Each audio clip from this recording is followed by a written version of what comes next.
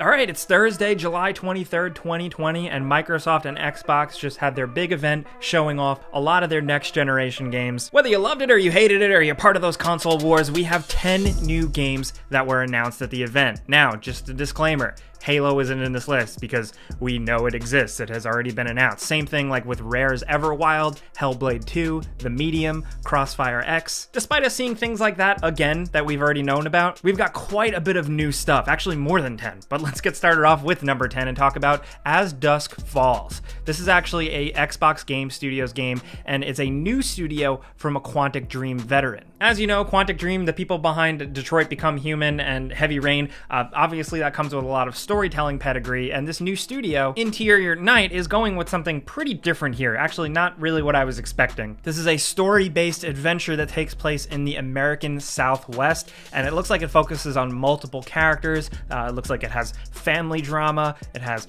crime and heists and robberies. It's got a very interesting art style that seems like it's in-game, but I'm curious to see what the actual gameplay is going to be here. And interestingly enough, the story is ambitious and set to take place over the span of 30 years, tackling multiple generations of people, all kind of stemming from one event that went down. Apparently there's a hostage situation and lots of trauma and something to be unraveled, and we're curious to see where this one goes. Now, next up at number 9, we have the new Forza Motorsport. This is from Turn 10 Studios once again, and we don't know too much about it other than the fact that it exists and it's going to be pretty. I feel like every time we get a new Forza game announcement, that's basically the gist of it. Hey, it's coming out and the cars are going to be really shiny. But this time, it's a next generation console, so it's going to be 4K, 60 FPS, and they mentioned ray tracing. And from the little bits of the game we got to see, it was more of a focus on interior stuff and the detail of the cars. Yes, the cars look incredibly highly detailed. But I've been saying it before, and I'm probably going to repeat myself multiple times in this video. YouTube and Twitch streams don't really get across like high quality gameplay on a good monitor with good hardware. So this just kind of seemed like another car game to me, but still, it's something to look forward to at the very least because the Forza games are just great racing games. Now, next at number 8, we have a nice surprise game called The Gunk. This is from Thunderful Publishing. This is going to be a console launch exclusive, and it's actually an adventure game from the SteamWorld creators. Now, if you know anything about those games, you know that they're usually a little bit more two-dimensional, a little bit more indie. Here, they're jumping to full 3D environments, 3D characters, and more of a focus on action. The main character is pretty quirky, but they're equipped with some sort of like suction gun, dealing with some, I guess, quote-unquote gunk taking over the world. I don't know, I'm spitballing here, but what we did see of it does look very cool, creative, and unique, and that's something that I always want. And from this developer, I do feel like they have good ways of always kind of coming up with hooks to kind of get you addicted to the gameplay loop. I really hope the Gunk has that, because that's what made the SteamWorld games really, really special. Now, over at number 7, we have quite a surprise, but maybe not really a surprise considering Xbox's focus on Phantasy Star recently. We have New Genesis, Phantasy Star Online 2. This is from Sega. It's dropping worldwide in 2021, and it's billed as a new entry to the Phantasy Star Online 2 universe. From what we can see here, props to them, we got straight up gameplay. There's gorgeous, big environments. Characters move fast, there's flying around, and the combat looks like really exciting, good JRPG action combat, and just generally what you would expect from a Phantasy Star game, and that's pretty good. Also, this one was nice just to see pure gameplay. I think with a lot of these events, and Microsoft was no stranger to it, we got a little bit too much pre-rendered and CGI cinematic trailers. Seeing this New Genesis gameplay looks pretty sweet. Now, over at number 6, we have one that we're cheating a little bit. It's Tetris Effect Connected. Now, this is an announcement of a game that we already knew about. It's Tetris Effect, but that was primarily on PS4. Now it's coming to Xbox, and with new content, revamped single player, and something that the base game was sorely, sorely missing is a multiplayer focus, both locally and online. That is huge. Tetris Effect is a great game and an excellent revamp on the Tetris formula that not enough people talk about, and we're taking the time to talk about it right now, damn it. We're very happy that this game is coming to more platforms because it is totally worth checking out. It's unlike any other Tetris thing you've ever seen.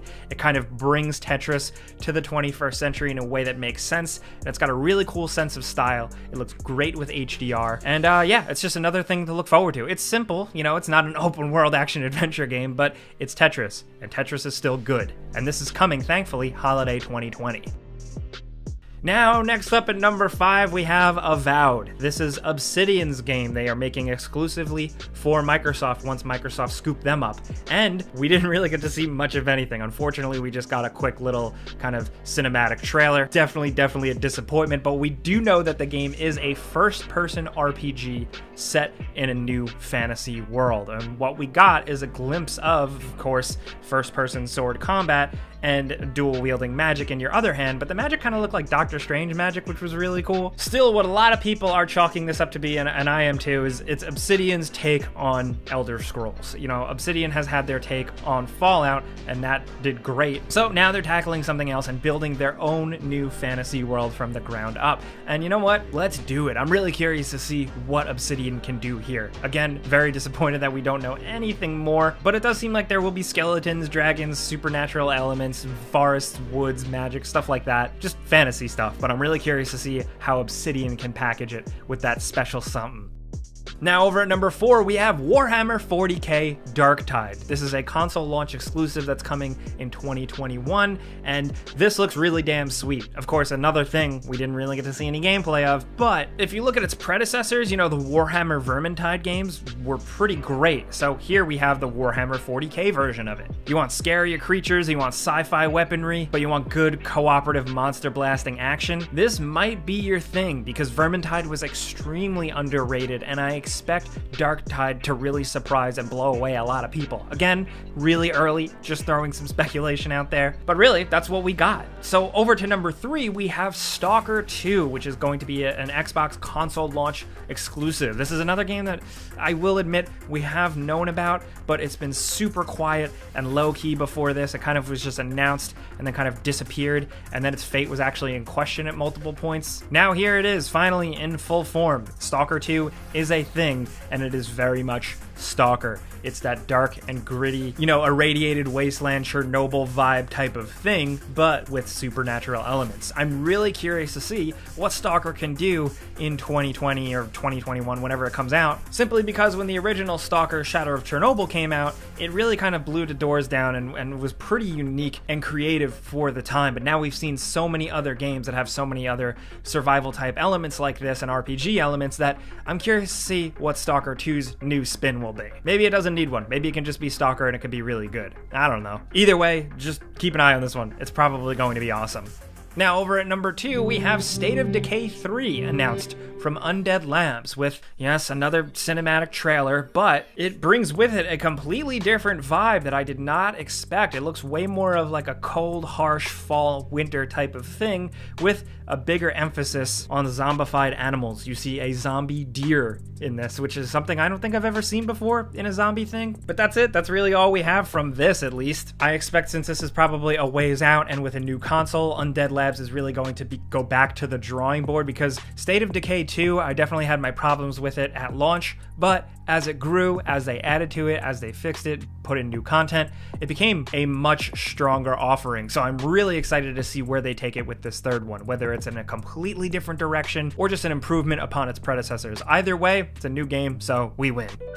Now finally, down to number 1, we got the big announcement that Fable is returning. And yes, it is from Playground Games, the guys behind the Forza Horizon spin-off series. And that's it. That's all we got. We got this quick, goofy, lighthearted trailer highlighting a fantasy world. We have what sounds like the original voice actor returning from the original games, and yeah, Fable, that's it. Basically, the rumors that have been going on forever are true. What are they actually doing with this game? The rumors have suggested a type of reboot, but there is so little to go on with that trailer, we can't really do anything but speculate and just hope that it's good. Hopefully it can live up to like the high concepts and dreams of the original series, because it was always lofty and ambitious, and even though it stumbled over itself here and there, we still couldn't help but love those games. Hopefully this new one lives up to all that and more. Those are the top 10 things announced, but we actually have more than that for you. Some bonus games. These were announced during the pre-show. One of the biggest ones, Balan Wonderworld from Square Enix and some legendary Japanese developers.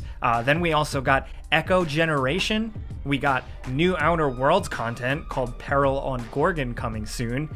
And Hello Neighbor 2. Hello Neighbor has garnered a surprising amount of fans, so they're probably going to be pretty excited about this new one. But anyway, those are 10 new things announced from the Xbox event. Everybody has something to say about the PlayStation's event and now Xbox's events. Who did better? What games look more exciting? What was disappointing? So let's talk about all that stuff down in the comments. Of all the games announced, if you could have your own top 5 of your favorite things you got to see, let us know. Maybe it's the Crossfire X single player stuff, because that looked pretty sweet. Everwild is, like I said, looking great. That's all extra stuff we didn't cover here. So let's talk about anything Xbox down in the comments. If you enjoyed this video though, and maybe you learned something, maybe we got you caught up to speed, clicking the like button is the best way you can help us out. And if you're new, consider subscribing, hitting that notification bell, because we put out videos every single day.